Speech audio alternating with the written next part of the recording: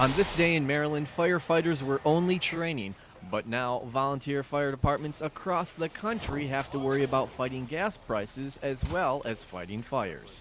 We have to worry about being able to get all of our apparatus out to an incident, get it back, and then how we're going to pay for the fuel. With money being burned up by gas, departments have to find other places to trim. Because of these cuts, fire officials say it's difficult to keep volunteers showing up. One station outside of Erie said 20 guys used to be there for training on Thursdays. Now it's only 10. There is the chance that if they roll up on something severe, they may not have enough manpower to effectively do the job. This month, Pennsylvania Senator Casey introduced a bill that would return 75% of what volunteer stations spend in fuel costs over the next 3 years. I want to make sure that that fire truck has enough gasoline in it to put out the fire and keep people safe. It's not only volunteer fire departments that are feeling the heat of rising gas costs, but career departments as well. Might have to consolidate some of our training activities, but we're having to look at these types of things in order to look at ways to reduce our fuel costs. You need to have a proper amount of people at the scene to do the job, and to do that you need to be able to have the vehicles there. Firefighting is a hazardous profession, either volunteer or career, it's the same. High fuel costs are proving costly to both volunteer and career fire departments, making it difficult to fill empty tanks and empty boots. Westbrook Shortell, Action News 24.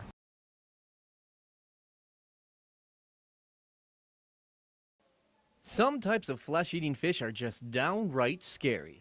But when the fish are more doctor than danger, you've got a new fishy phenomenon.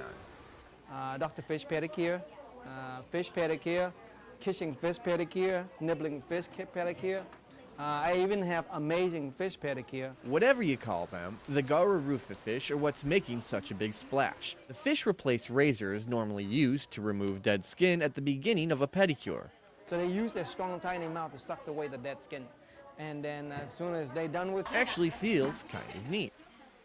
It's ticklish but not painful. You laugh, you giggle, it's fun though. It's a good job. Now the pedicures used to start in this community pool here in the back, but the county health department said to be more hygienic, the fish had to move from the pool to individual tubs out front. The health board also says tubs have to be drained and rinsed after every use. The fish are so small and active, the food they eat swims right through them. metabolism quickly, 5-10 minutes. They eat, they go to waste right away. So draining the water, get rid of that at the same time. Fans of the Dr. Fish pedicures say once you've put your toe in the water, you'll be hooked. Westbrook Shortell, Action News 24. Westbrook Shortell, Fox 66, News at 10.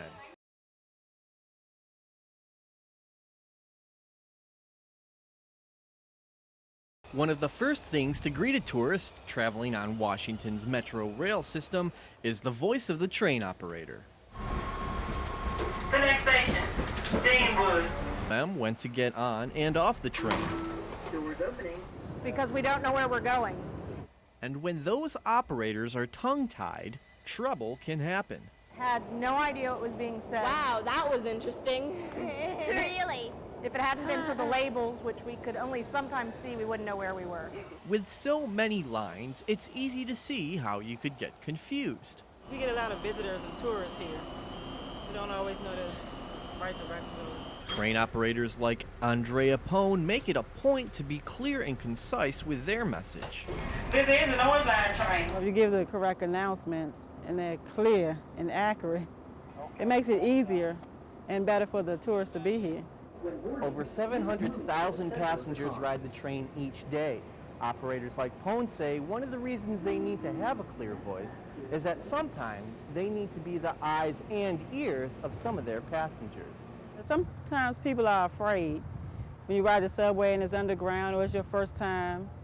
It's a lot of children come and say, oh, it was my first ride, it was fun, they on a little choo-choo train. When operators do have a clear and understandable voice, travel in Washington will stay right on track. Westbrook Shortell, NCC News.